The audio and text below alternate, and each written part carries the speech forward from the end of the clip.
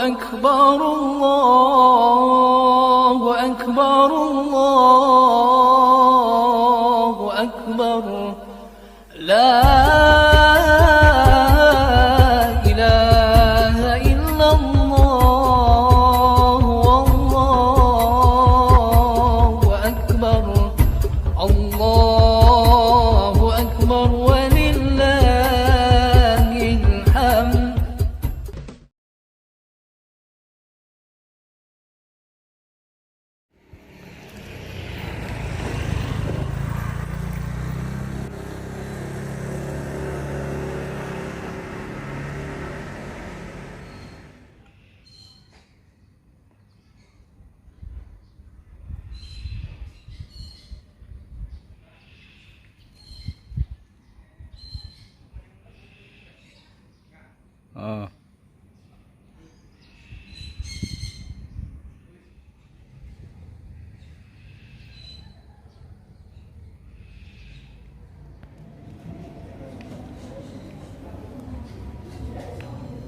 Allahu Akbar, Allahu Akbar, Allahu Akbar, Allahu Akbar, Allahu Akbar, Allahu Akbar, La ilaha illallah wallahu akbar walillahil hamd. Allahu Akbar kabira walhamdulillahi katsira. Subhanallahi bukratan wa asila.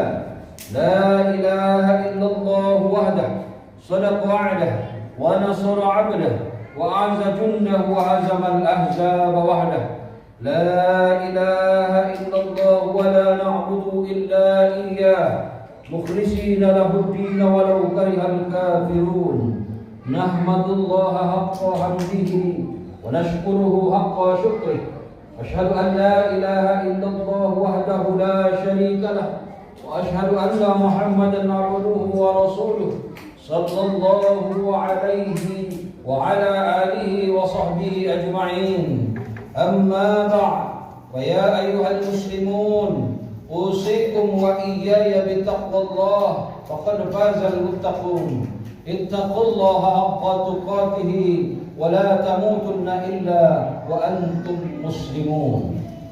Saudara-saudaraku hadirin jamaah Idul Fitri rahimakumullah, dengan diiringi takbir, tahlil dan tahmid, mengumandang memuji kebesaran Allah Subhanahu wa taala dari lisan berjuta-juta kaum muslimin wal muslimat di seluruh dunia, terbitlah sang surya di ufuk timur sebagai tanda telah berakhirnya bulan Ramadan yang penuh barakah.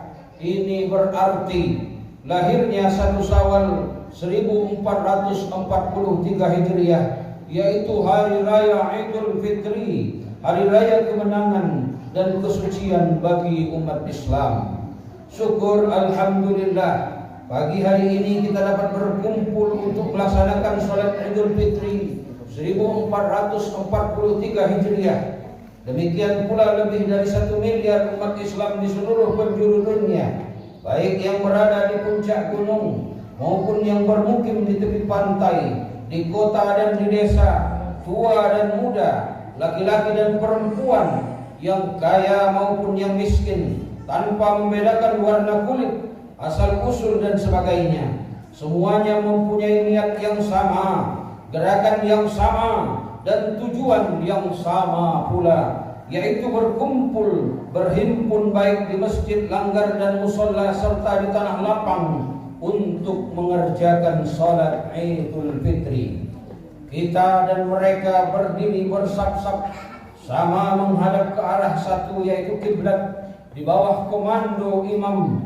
Dalam hal ini seharusnya tidak ada perbedaan antara seorang menteri dengan seorang tukang patri, tidak ada perbedaan antara direktur dengan tukang sayur, tidak ada perbedaan antara diplomat dengan tukang jual tomat, tidak ada perbedaan antara kepala desa dengan rakyat biasa. Sama-sama duduk dan berdiri, sama-sama rukuk dan sujud, dan sama-sama mengumandangkan takbir, tahlil dan tahmid.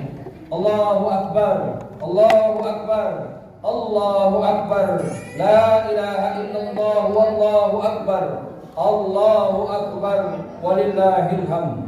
Dari sinilah antara lain kita menjadi sadar bahwa sesungguhnya umat manusia adalah sama di hadapan Allah Subhanahu wa taala. A'udzu billahi minasyaitonir rajim. Bismillahirrahmanirrahim.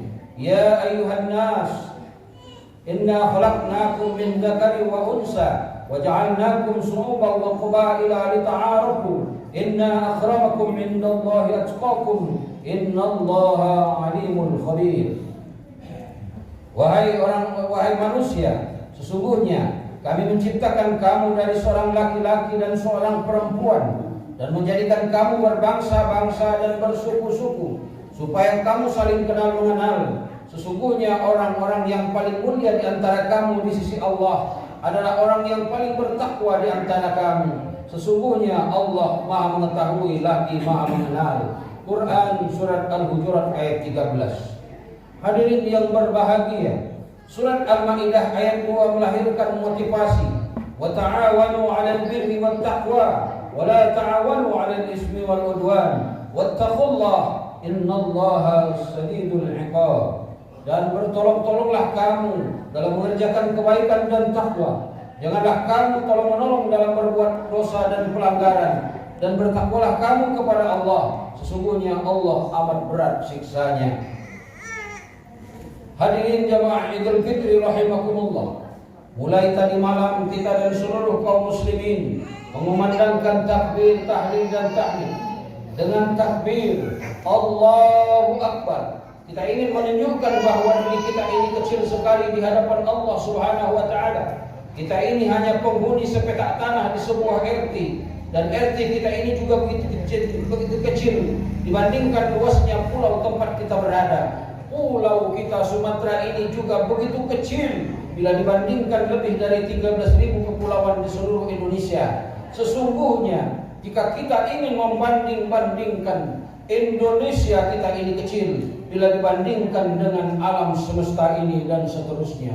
Hadirin hadirat sekalian yang berbahagia, 3 tahun terakhir kita disadarkan oleh Allah Subhanahu wa taala begitu kecil dan begitu lemahnya kita di hadapan Allah Subhanahu wa taala. Dengan diturunkannya sebuah virus yang bernama virus corona, 3 tahun terakhir sendi-sendi kehidupan kita tidak berjalan dengan baik dan normal. Begitu kecilnya kita di hadapan Allah. Virus yang kecil saja, virus yang sangat halus, virus corona telah melumpuhkan segala sendi kehidupan kita. Untuk itu mari kita sadarkan diri kita. Begitu besar kuasanya Allah Subhanahu wa taala. Begitu kecilnya kita di hadapan Allah. Dengan mengecilkan diri kita di hadapan Allah, insyaallah tumbuh jiwa waraq dan tawadhu, senantiasa kita mendekatkan diri kepada Allah Subhanahu wa taala. Kedua, dengan tahlil la ilaha illallah, tidak ada yang disembah selain Allah. Dalam sehari semalam kita kerjakan sholat fardu 5 kali, dalam sebulan 150 kali, dalam setahun 1.800 kali. Dalam setiap rakaat kita wajib membaca surat Al-Fatihah atau Ummul Kitab, dan di dalamnya kita berikrar iyyaka na'budu wa iyyaka nasta'in. Hanya kepadamu lah kami menyembah ya Allah, hanya kepadamu kami mengabdi, dan hanya kepadamu tempat kami memohon pertolongan. Engkau yang si kehidupan kami dan keberadaan kami. Dengan tahmid walillahil hamd, kita panjatkan segala puja dan puji hanya kepada Allah Subhanahu wa taala. Hanya Engkaulah yang pantas menerima segala sanjung dan puji dalam arti yang paling hakiki. Oleh karena itu ya Allah, bibir dan lidah kami hanya bisa melantunkan bisikan hati kami dengan penuh kesatuan yang selaras dengan takbir, tahlil dan tahmid kami, dan sesuai pula dengan akidah dan keyakinan kami ya Allah. Inna salati wa nusuki wa mahyaya wa mamati lillahi rabbil alamin. Sesungguhnya salatku khususnya, ibadah dan pengabdianku pada umumnya, dan bahkan hidup dan matiku ya Allah untukmu ya Allah Tuhan semesta alam. Al-An'am surat 162. Allahu Akbar, Allahu Akbar, Allahu Akbar, la ilaha illallah wallahu akbar, Allahu Akbar walillahil hamd. Hadirin jamaah Idul Fitri rahimakumullah. Secara harfiah, Idul Fitri artinya kembali kepada fitrah. Maksudnya kembali kepada keadaan seperti kita baru lahir tanpa dosa, atau kembali kepada jati diri karena dosa-dosa kita telah diampuni oleh Allah Subhanahu wa taala. Sebagaimana dikemukakan dalam hadis Rasulullah SAW yang mengandung pengertian bahwa orang yang telah mengerjakan puasa secara baik dengan didasari keimanan dan perhitungan, imanan wa ihtisaban, akan mendapatkan ampunan dari Allah Subhanahu wa taala. Man shoma ramadhana imanan wa ihtisaban ghufira lahu ma taqaddama min dzambi. Barang siapa yang berpuasa dalam bulan Ramadan dengan keimanan, keikhlasan, kesadaran yang penuh, akan diampuni dosa-dosanya yang telah lalu. Hadirin sekalian yang berbahagia, meskipun pembebasan ini berdimensi agamis, sebenarnya masih bersifat pribadi. Apalagi jika tidak diikuti dengan pembebasan yang bersifat dimensi sosial kemasyarakatan.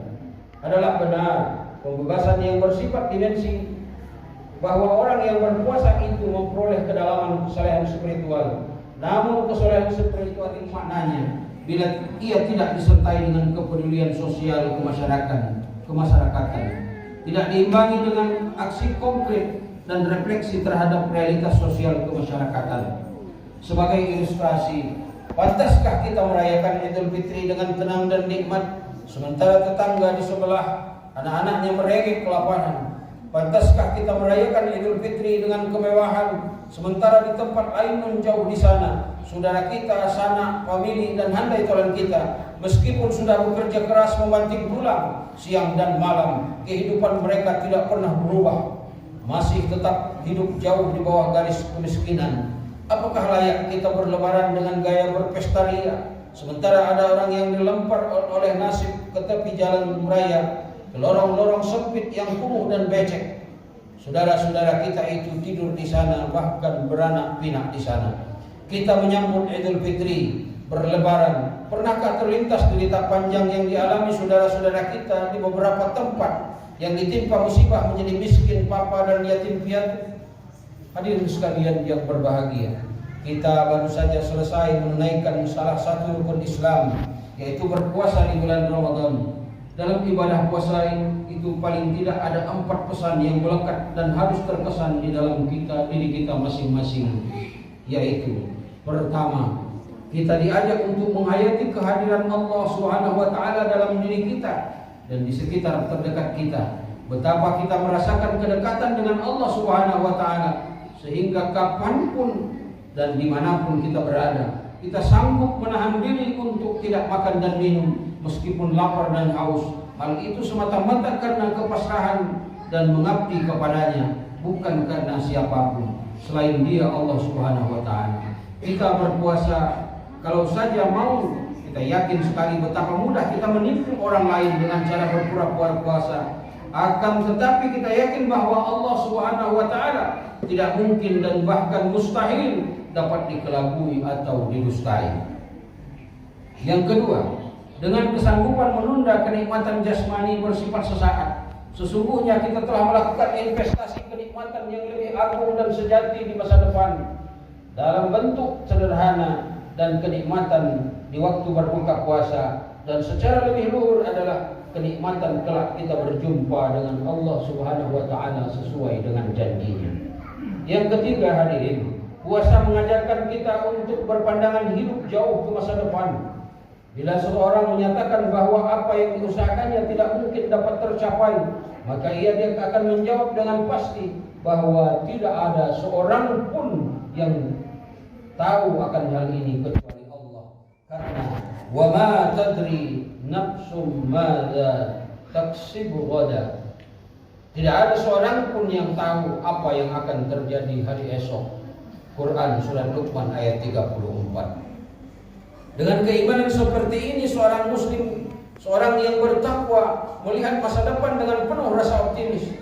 Siapa lagi yang dapat menghapus air mata kesedihan dari wajah kita dan menggantikannya dengan senyum yang terukir di bibir? Siapakah yang menghilangkan rasa takut yang mencekam diri untuk kemudian menggantikannya dengan rasa aman dan tentram? Siapa yang mampu mengobati luka kehidupan yang menyayat diri kita? Siapakah yang memberi harapan tatkala ke leher kita? Siapakah?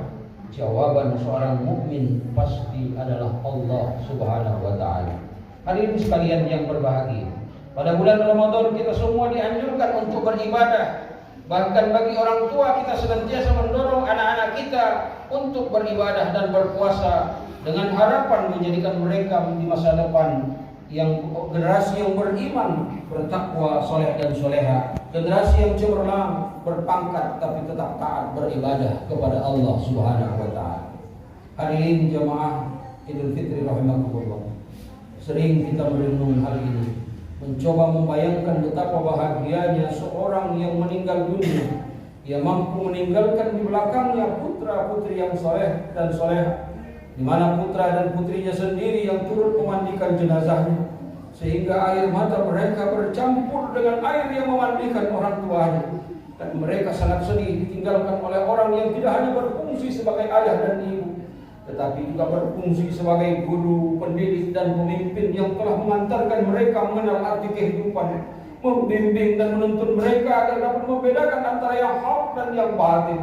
Putra dan putrinya sendiri yang turut mengapani jenazahnya, bahkan putra yang tertua kemudian tampil sebagai imam memimpin sholat jenazah bersama umat Islam lainnya. Kemudian mereka turut mengantarkan jenazah orang tuanya ke tempat peristirahatan yang terakhir menurut istilah kita di dunia. Bahkan jasad di dalam kubur, lidah putra putrinya tiada berhenti mendoakan orang tuanya. Rabbir firli wali walidayya warhamhuma kama rabbayani shaghira. Ya Allah, ampunilah dosaku, ampuni dosa kedua orang tua. Kasihanilah dan kasih sayangilah mereka berdua bagaimana mereka mengasihi dan menyayangi aku kecil dulu. Di saat yang bersangkutan di alam barzah, di alam kubur, mungkin sudah tidak berdaya dan siap menghadapi azab kubur karena dosanya jauh lebih banyak dari amal ibadahnya. Di mana menurut hadis riwayat Ahmad dalam tafsir Ibnu Katsir, salah seorang malaikat kemudian membuka pintu neraka Jahannam sehingga panasnya api neraka Jahannam mulai menyengat dirinya.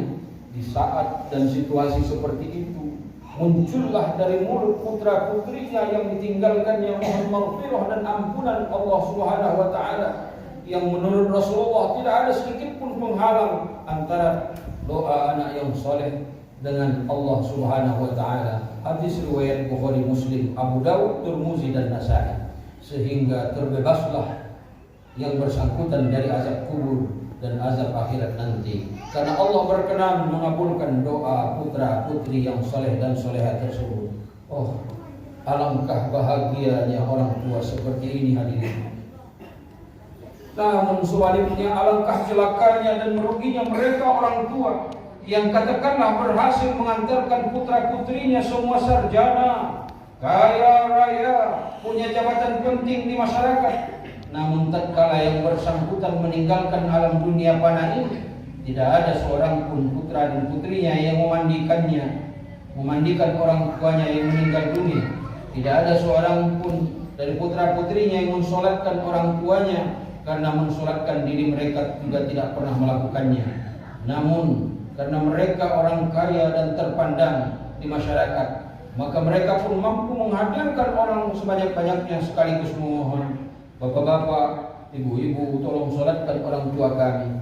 Sekaligus tolong pula nanti di malam ke-1, ke-2, ke-3, ke-7, ke-40, ke-100, 1 tahun dan 1000 harinya, tolong bapak-bapak ibu berkumpul di rumah duka ini. Bacalah Yasin, ayat kursi, tahlil sebanyak-banyaknya. Namun mohon maaf, kami putra putrinya tidak dapat hadir di malam tersebut sebab kami semua orang sibuk. Dan kalaupun memaksakan diri hadir, apalah artinya, sebab kami tidak tahu apa yang harus kami lakukan.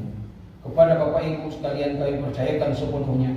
Tolong bagaimana caranya agar dosa orang tua kami dapat diampuni Allah. Jangan khawatir, kami semua orang kaya, nanti kami bayar. Berapa sih ongkos minta ampun itu?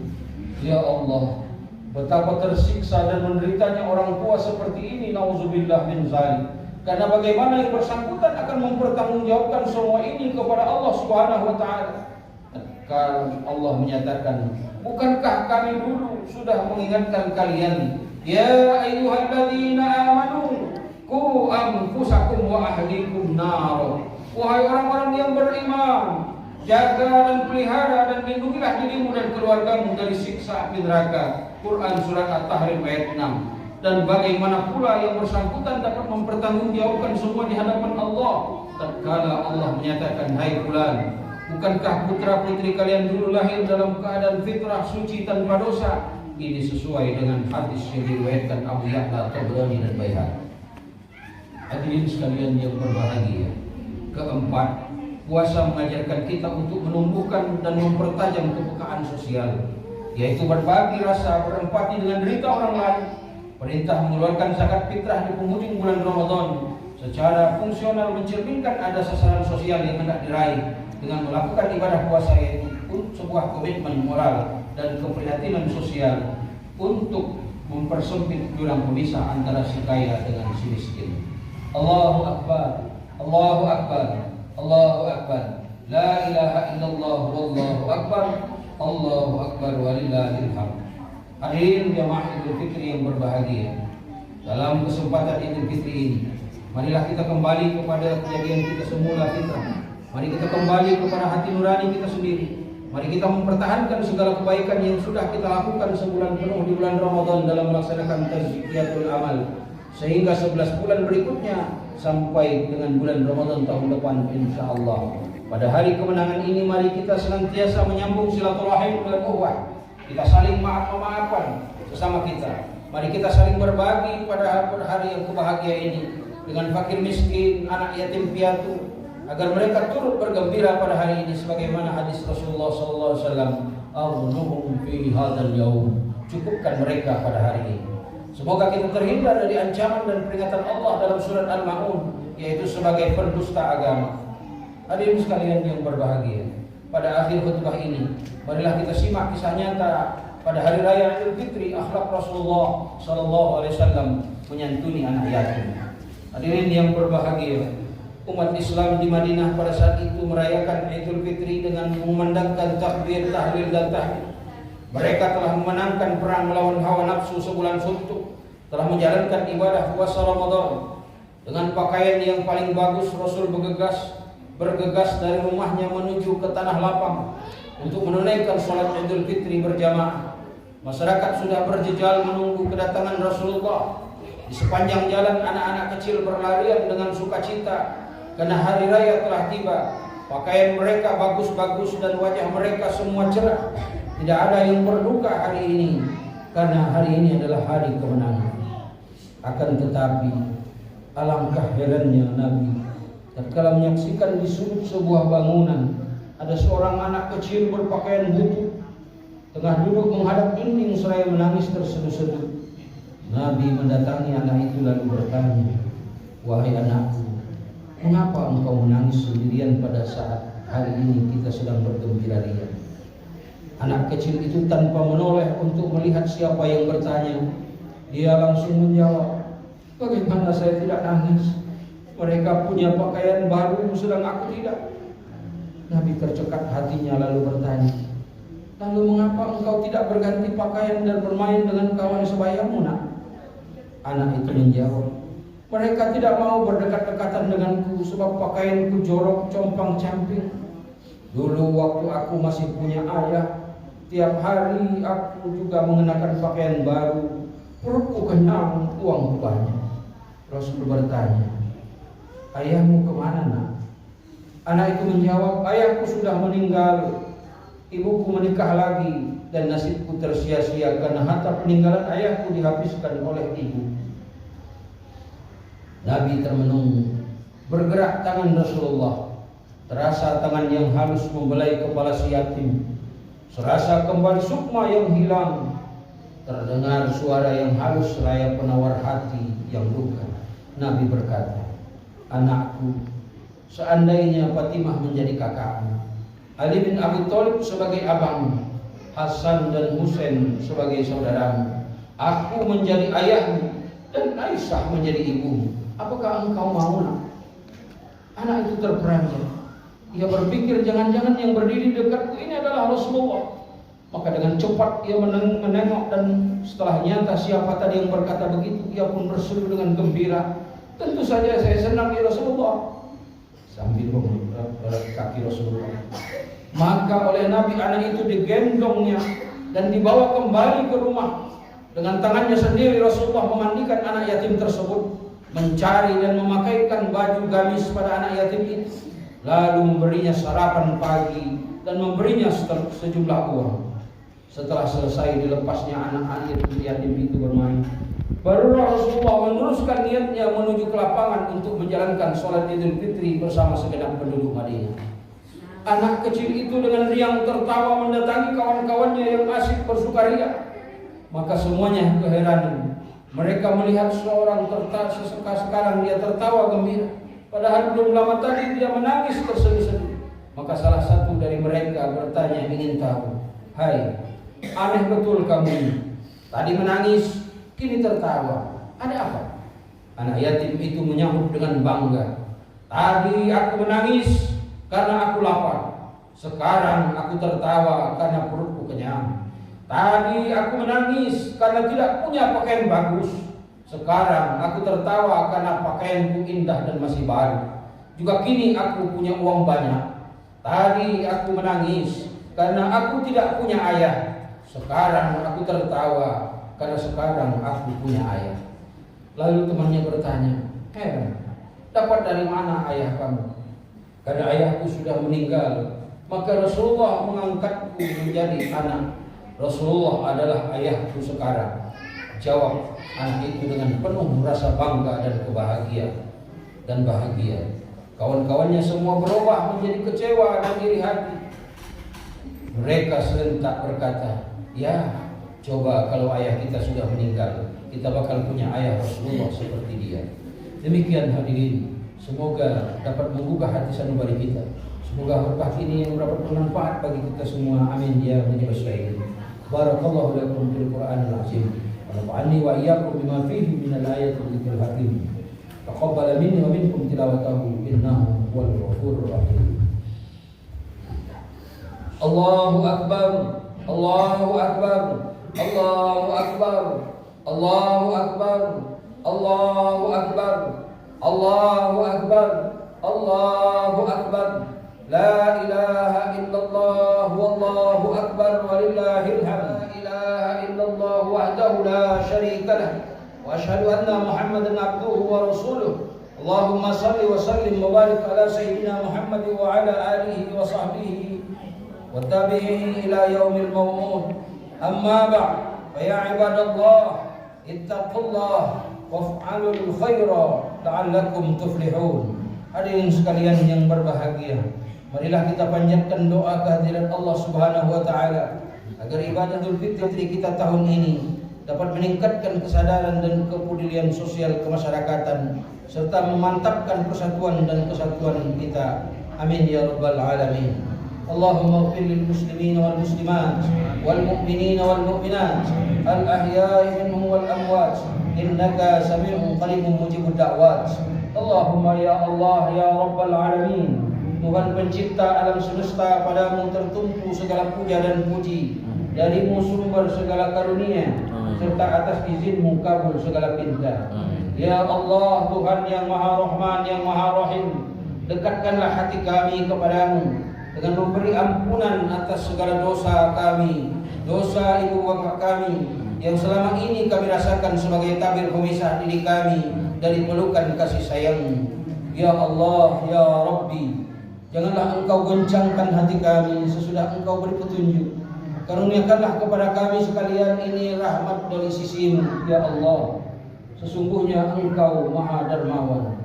Allahumma ya Aziz, jadikan ibadah puasa yang baru saja kami lakukan ini akan dapat memotivasi diri kami untuk senantiasa mendekatkan diri kepadamu, serta senantiasa meningkatkan amal ibadah di hari-hari berikutnya. Allahumma ya Karim, limpahkanlah rahmat-Mu kepada kami kaum muslimin, dan terutama kami di sini yang sedang bermunajat kepadamu, ya Allah. Tunjukkanlah kepada kami jalan yang Engkau ridhai. Hindarkanlah kami sekalian dari jalan malapetaka dan mudahkanlah jalan kehidupan yang membentang di hadapan kami. Ya Allah, Tuhan penentu segala doa, kabulkanlah doa kami, luruskanlah hati kami sehingga kami mampu meniti jalan yang lurus shiratal mustaqim yang Engkau janjikan. Rabbana taqabbal minna salatana وصيامنا وجميع برحمتك يا أرحم الراحمين. ربنا آتنا في الدنيا حسنة وفي الآخرة حسنة وقنا عذاب النار والحمد لله رب العالمين والسلام عليكم ورحمة الله وبركاته.